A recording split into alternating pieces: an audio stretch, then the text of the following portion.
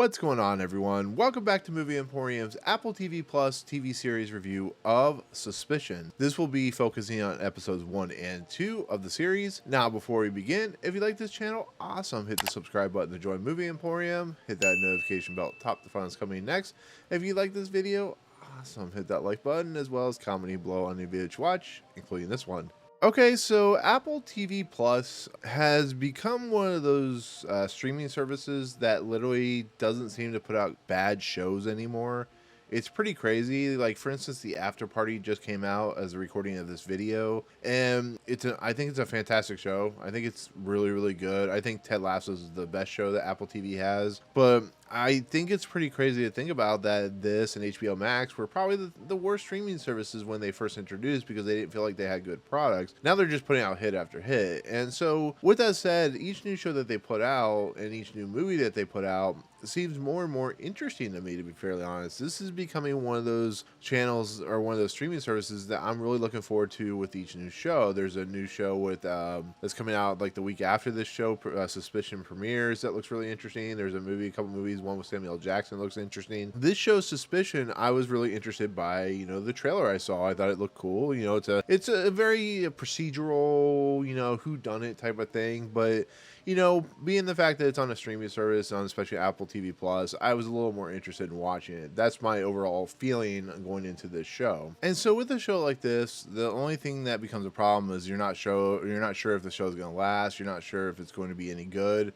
So doing a week-by-week breakdown could be a little problematic later on. I'm not entirely sure, but I'm willing to take that chance. But Suspicion is actually based off a series apparently called False Flag. Like I said, I didn't know much about the series till I kind of watched the trailer. Created by one of the producers of The Americans, which gives me a little bit of hope that it could be really good because The Americans was really good for what it's worth. And it has a pretty decent cast. Some people I don't know very well, but a few people I do. For instance, like Thurman, Kunal, Nayyar, who of course was in Big Bang Theory, Noah Emmerich, who's been in like Truman Show and so on and so forth. But then you have like people like you may know of Georgina Campbell, Elyes, Gabel, I think is his name. Then you have Elizabeth Henstridge, who basically kind of fill out the main cast. There's also Angel Colby, who plays Vanessa, who's one of the FBI detectives. And there's one more character I don't think has been introduced in the first episode, so I haven't gotten to that point yet, but I will in this review. I talked about him, I'm sure. But what this series is basically a procedural kind of high concept thriller slash whodunit type of movie or show where basically the kid of this very wealthy magnate and stuff like that, a person that has a lot of money, who's very influential, who's trying to become the U.S. ambassador, is kidnapped. That's the synopsis. And then 5 people end up being accused of that kidnapping. They're just 5 random British people that have nothing to do with one another. Well, at least as far as the first episode, that really have nothing to do with one another. So they get 3 of them get arrested, and it kind of has it fall apart into like the actual plot. But they get arrested for the situation and stuff like that. And I'll get into like the main details of the first episode and then the second episode that premiered at the same time. But that's basically the kind of synopsis of this series. A very standard premise for these types of shows, but what I'm hoping later on is that the series actually expands into something more interesting. Think of like Lost or Fringe, where it actually started out as something like this and then just went like this. Sorry, I hit my mic. And it kind of just expanded into something really crazy. So we'll see what happens. But with that said, this would most of this is a spoiler review. This is a breakdown of each episode, what I think of it, and so on and so forth. So with that said, like I said, the first 2 episodes premiered at the same day. So I will talk each episode one by one. It's gonna be a little bit of a long episode, but we'll talk about each individual character and their kind of place at the end of each episode and that type of thing. So the first episode is, of course, called Person of Interest, which makes a lot of sense for a first episode. Person of interest, kid gets kidnapped, all that good stuff. It is an episode directed by Chris Long, who's a famous British director of television series. So this is, it feels like it's very well made, very slick in its entertainment and stuff like that. But this episode basically breaks down the introductions to the main principal cast, the chess pieces. This is where the board is set, and then each individual piece is starting to move into the first spot to where the story will start to kind of unfold and kind of create its own kind of path, I guess you could say. And of course, you have to have the opening salvo, the thing that will make this series run. And of course, we see a kid who is the son of this wealthy individual who's trying to become the U.S. ambassador for England. He's basically walking into a hotel, and in the process of him trying to get to his room, he is kidnapped by people very similar to the ex-presidents from Point Break, but these are dressed masked like the royal family. And they kidnap the kid, they put him in a bag, like a suitcase, they take him away. But the thing about the whole thing is because of how technology works, and I'm assuming technology will become very prevalent in this series, in essence, they upload the video of the kid getting kidnapped to put it out to the world that there's something serious going on. This is how Catherine Newman, Thurman's character, will find out, and how everything kind of starts rolling. And what's really interesting, this is kind of, I'm gonna kind of go out of order. I'm gonna talk about each individual kind of one by one, but what makes it really interesting about a show like this that kind of expands upon the whole kind of kidnapping scenario is how the public reacts to everything, which I found really fascinating because we live in a world where technology has allowed us to see things instantaneously. So as soon as this video is uploaded, it can be seen within like however long it takes to upload to whatever. It's like a leaks channel, so it's like going to go out there in the black market and then eventually make itself into the public. But it's really funny to see the people in this world, the people in today's society, meme the kidnapping. They put like faces on the kid and stuff like that. It's just the way that people react to serious situations is way different than what it was like in the 70s or 80s, when it felt like it was much more of a dark affair and stuff like that. Here it's played almost for laughs a little bit that the kid got kidnapped, and I thought that was really interesting and really kind of an interesting way to kind of twist the whole kidnapping scenario, because we live in, like I said, a world of technology and phones. And like you said, throughout this entire episode, you see people on their phones recording every single second of, when these people get arrested or when situations happen. And I found that very laughable in its own right. Not in like this is a terrible thing to happen, which it is. I found it laughable because it's just how easy it is for us to just film stuff and instead of being invested into the problem at hand, we're more worried about, picking up our phone and recording than we are about helping the person. That's why you see on like police phones when people are fighting, they're not helping the person, they're video footaging the person. So I thought that was interesting. Like I said, that's how the episode opens up basically. But the first person we're introduced to is Tara, who of course is played by Elizabeth Henstridge, and she is a professor. She is somebody teaching pretty important stuff about.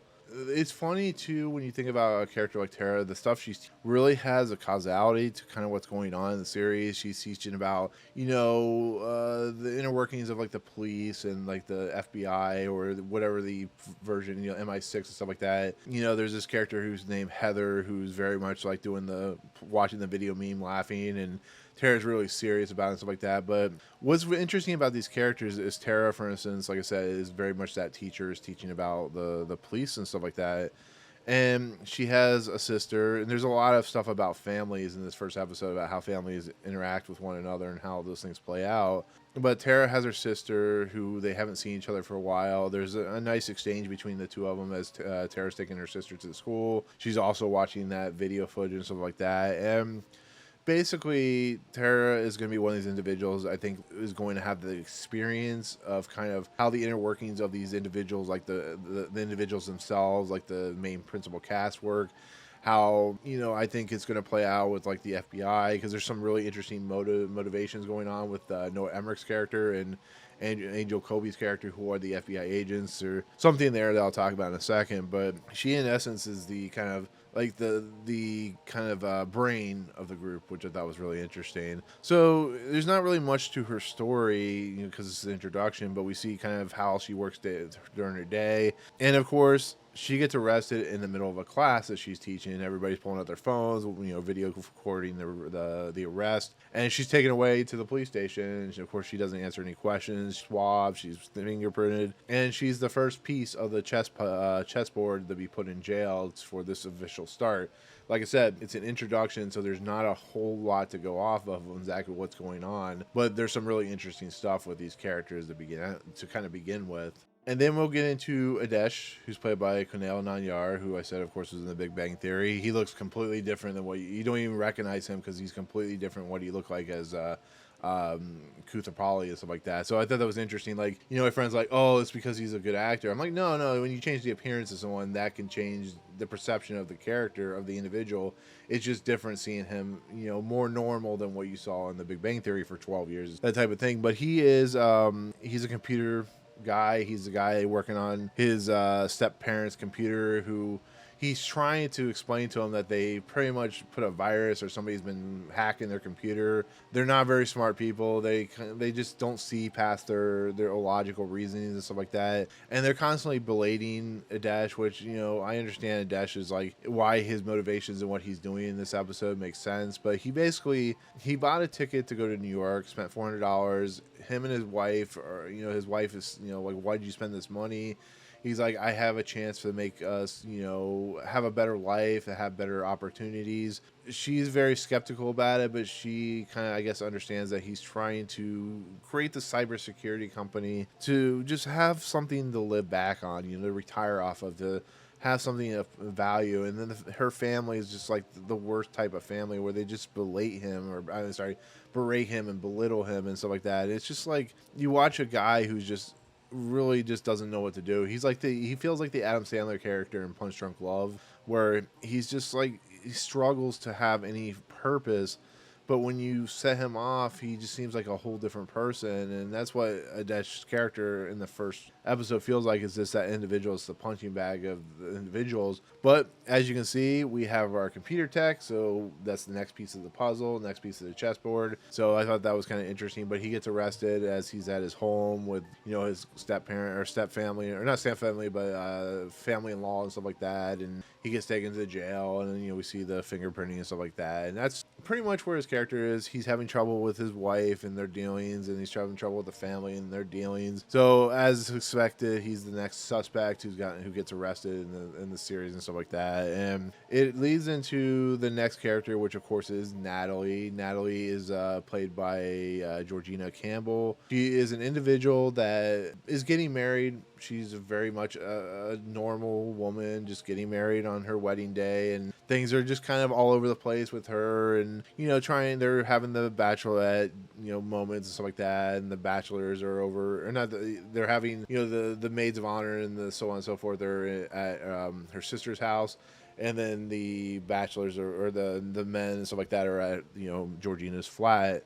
And basically, we find out that her mother, Natalie's mother, has been spending more money, which she shouldn't be spending for. And she finds a text message that says that she owes money with interest, because mom keeps giving all this jewelry. Where's she getting the money from and stuff like that? So she approaches the guy in the car who's the one asking for the money. She finds out it's like $2,000 and or 2,000 pounds, whatever the money is. And basically she's like, I need you to take me to this place so I can get you the money. And it leads to a car chase, which I'm assuming is the police going and trying to go after her.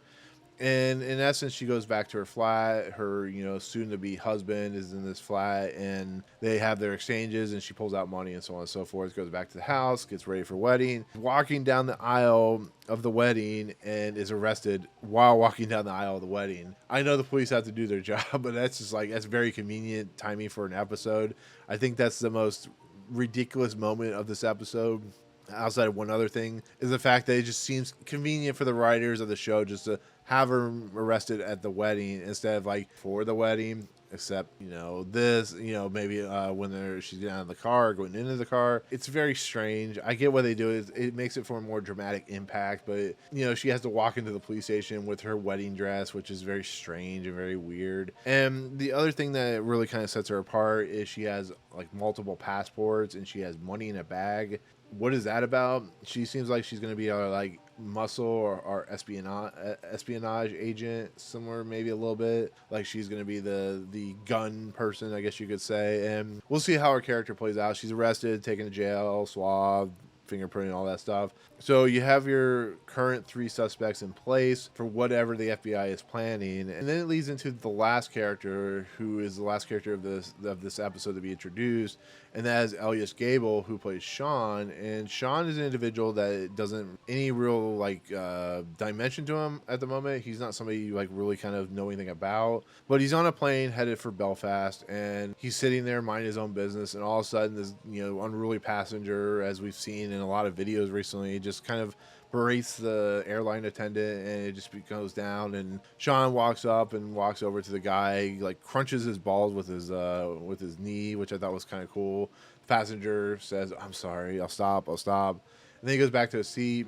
He wakes up after the plane lands in Belfast, but of course, because this is one of those types of shows, the police know that he's on the plane, and they're stopping the plane to take him off the plane. And you find out that there's more to Sean than you realize, because Sean's like, asking the airline attendant, "Can I use the bathroom? I'm not feeling very well." Now it's a little convenient that when he walks in there, he's able to remove everything, and that the airline attendant doesn't ever see him come out. It's just one of those things where you feel like the airline attendant would pay attention. When he takes off his beard or whatever, his goatee. He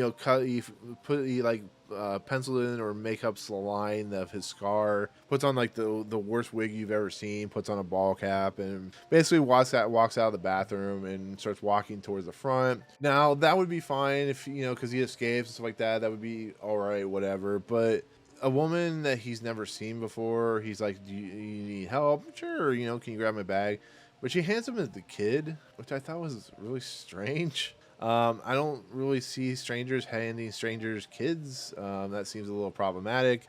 That seems a little too convenient to help Sean get off the plane without being arrested. I don't know. And then it kind of leads out to where you give your passport to the agent or whatever who checks it, and the police officer and stuff like that. And he tells the kid, "I'll see you outside." And it's just like, okay, whatever. It's a show. You kind of have to suspend disbelief, because this show's really high concept. And he escapes. He beats up a guy in the parking garage to steal his motorcycle, and then leaves. And in essence, texts Natalie, which I thought was interesting, because Natalie's not answering. There's something about money and whatever. And I don't know. I don't know what exactly his character is. He's the only one that's not arrested, so we'll see how the story plays out. But it basically leads, at the end of the episode, we in essence see the three individuals that have been arrested in their jail cell.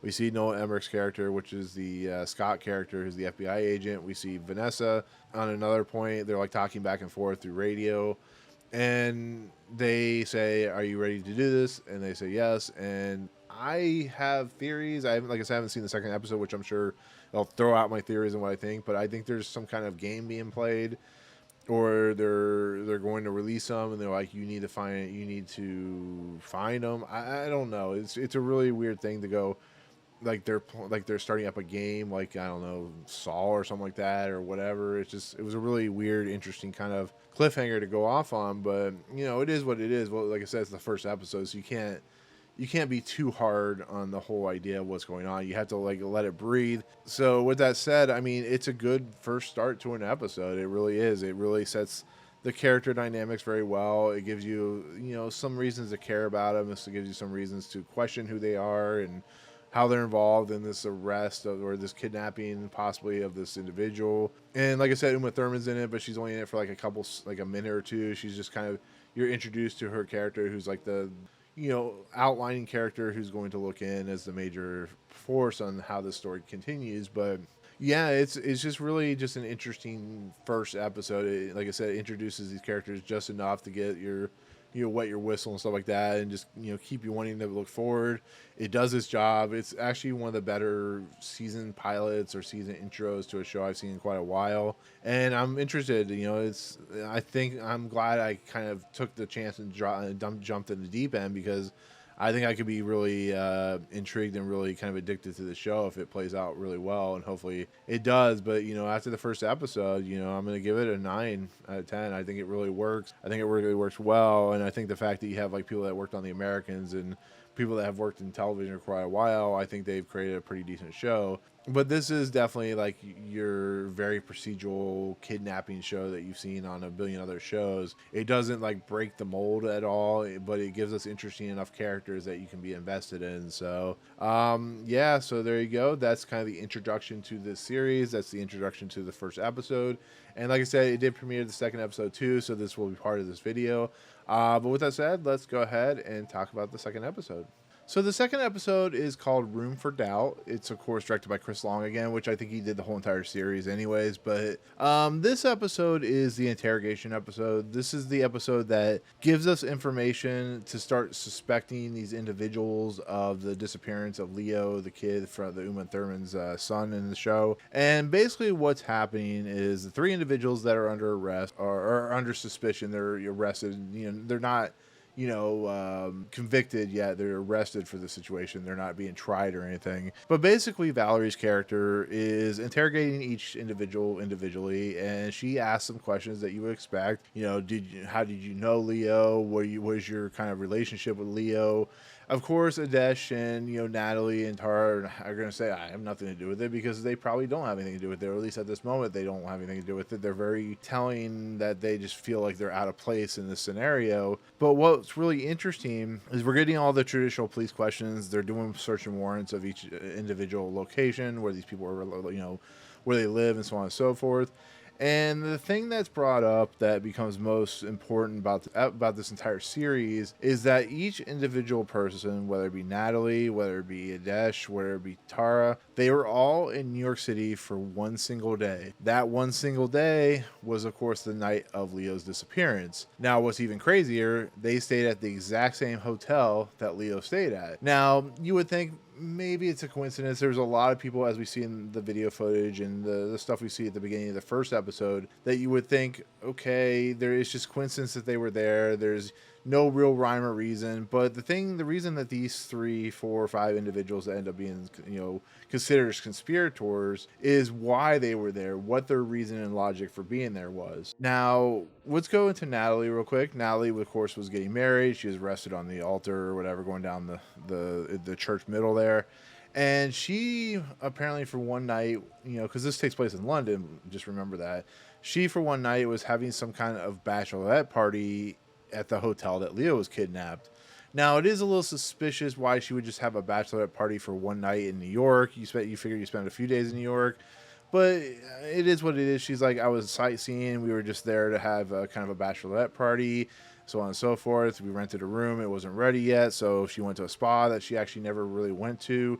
And, of course, they went out and did the sightseeing and stuff. And the questions are brought up, why didn't you go to the spa? How things were brought up. And then all of a sudden, some money was brought into the mix. Why does she have all this money that we saw in the first episode? And it makes sense where she says she was using it to save for this trip or whatever she was using it for. And they're like, well, how'd you have so much money? Well, I was just saving it for a particular reason. Now, there is some really interesting evidence when we saw in the first episode when Sean's character was texting Natalie. So there's something more that she isn't telling us that I'm sure we're going to learn down the road. But for the time being, she was there for a party. She was there for a bachelorette party, and the money was found in the spa safe or whatever. And now she's being accused of being the money person, the one that has the clean money that put it into the spa locker or whatever. Why was it left there? It's really kind of sketchy on what's going on, but there's not enough proof for Valerie and Scott, who ends up coming into the mix a little bit later into the episode, to kind of keep them there under the situational fact that this kid was kidnapped. But then it leads into Adesh's character, who in essence went to New York to talk to the security company to try and get a job. Well, as we learn, the security company is actually owned by Kate Newman, the Uma Thurman character. So you think about it, this guy is a tech guy. He's very good at computers. The footage was uploaded on a computer with unrecognizable IPs, which is the signature code for the footage and stuff like that. So it was uploaded and there's no way to trace it. And he was following right behind Sean as Sean went into the bathroom, and he went to the bathroom as well.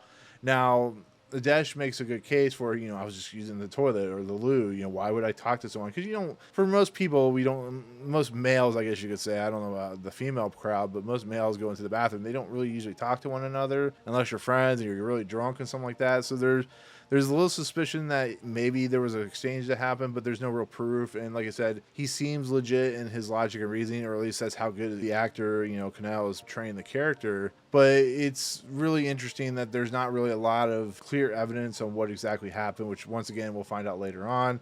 This feels like Clue in a lot of ways if you think about it. And then Tara, her reason for being there was a conference. She volunteered to go over there, but she has a connection to Leo. She hated the fact that Leo was coming to Cambridge, or Oxford, one of the two, where I think it was Oxford. But anyway, he was coming to the college, and she felt like it was, he was basically buying himself in there, and it wasn't very honest. So she made a complaint, and it kind of got, a little out of whack, and he proved that he was there honestly and stuff like that. And she finds out that Leo had a bunch of her like notes from her classes in his computer, so there may be more there to Tara than what Tara is willing to give. But it sounds like at the moment that she was there for conference, and they question why she was only there one day. It's all, the mystery that's surrounding what exactly is going on. But I think Scott Alexander, is played by Noah Emmerich, comes into the mix, and he starts pushing a little bit harder, asking him harder questions.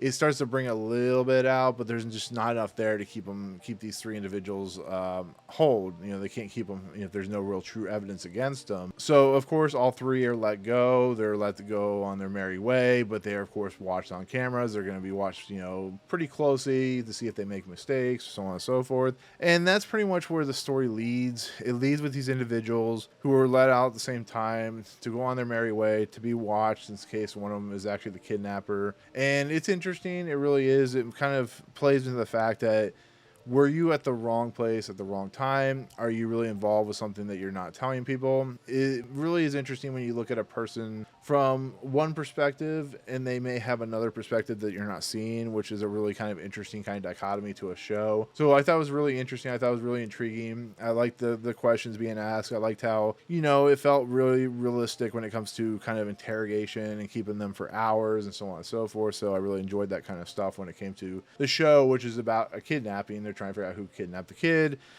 Scott is approached by his commander, his leader, one of the people in the FBI is like, you need to figure out this problem quickly or it's going to become a global situation. And they're trying everything in their power to, wrap it up quickly. But the show is going to go farther and farther down the rabbit hole as it moves along in the season. So we'll see what happens. It's interesting. I don't know if there's a second season coming, so this might wrap up after 7 or 8 episodes. So we'll see from where it goes from there. But that's the major plot of this episode. There's other stuff which we'll talk about here right now. So Sean is an interesting individual. He is an individual you really didn't have much of a clue, kind of like everybody else in the first episode. But this dude is lethal, to be fairly honest. He actually goes to Ireland to visit his grandfather, who's blind, who he's been away from a while, and he's like worried about him. And his grandfather doesn't have a lot of food. It seems like he's not doing very well. And Sean basically uses this out. His grandfather's like, they're going to be coming for you, so on and so forth. So Sean takes a gun, he takes a passport or a couple passports, he takes some money and a burner phone and stuff like that, and he goes to visit this girl that apparently he knows. I think her name was Natalia or something like that, and he plays like he's like wanting her in the sack and stuff like that. And they travel by boat. It's a really nice boat. They travel towards wherever, and during a sexy time, I guess you could say, Sean, ties up this woman. But when he ties her up, he leaves her there as a hostage or a kidnapped individual. And he takes the boat and he drives it to northern England. He gets in the small safety boat, the one that if the boat were sinking, you would get in to go, to shore and stuff like that. And then he blows up the boat. Now, if it weren't for the second part of his character arc in this episode, I would assume maybe he got the woman out, knocked her out, and put her on the little safety boat. But it doesn't look like that. It looks like he actually killed her. Because there's a moment when this guy is getting gas. It's the middle of the night. The station attendant isn't paying attention. And Sean basically, he hits him, knocks him down. He puts his head into the open trunk, and slams it down and then breaks the neck of the guy. So I'm assuming the woman that he was on the boat with dies. And this other guy's dead, it seems like, because he broke his neck. And he drives away in the car. And that's pretty much what's left. That's pretty much all that Sean has in this episode. It's really intriguing. It's really kind of questioning, what is Sean's motive? What is his overarching arc to this whole entire series? Why is he killing people? Is he really that much of a bad guy? Is he part of this group of individuals that kidnapped Leo? I mean, it's just, who knows? It's really crazy to think about that he's killing people on his way to England, which is where these 3 individuals that were arrested. But we'll see what happens. It almost seems like he's a mercenary of some sort that may have got in trouble, or maybe he is under suspicion for whatever. So at this point, we'll see where it leads. The next episode premieres the week after, I think on February 11th or something like that. But I'm intrigued. But then it kind of finishes out. They're at this assembly, and they're like, we're going to suspend Catherine Newton's whole thing with her ambassadorship and stuff like that. And they bring in someone from California as a representative. And he starts talking. All of a sudden, it does, the freak out of the monitors. Everything's going to crap. Somebody's taking over the screen, stuff like that. And you see it's very much like people who would like demand money of ransoms or stuff like that. And then they show that they have the kid. They're like, Catherine Newton, you know what you've done. We see Catherine Newton with Thurman's face and stuff like that.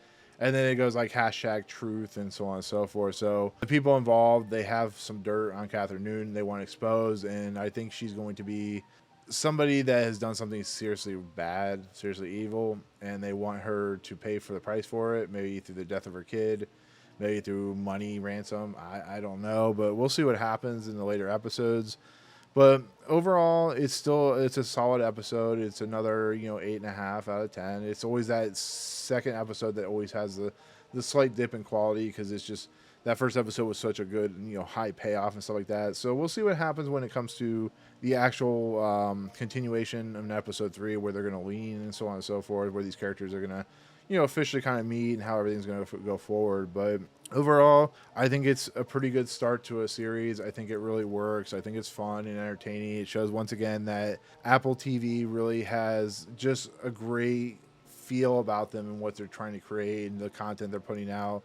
They're putting a lot of money into their content, and it's starting to show the quality. It didn't start out really well, but now it's starting to show that they're a real player in the market. And you see it, like I said, Ted Lasso and so on and so forth. So with that said, that is going to be my take on the second episode of Suspicion, as well as the first 2 episodes premiering on February 4th. Thank you so much for watching.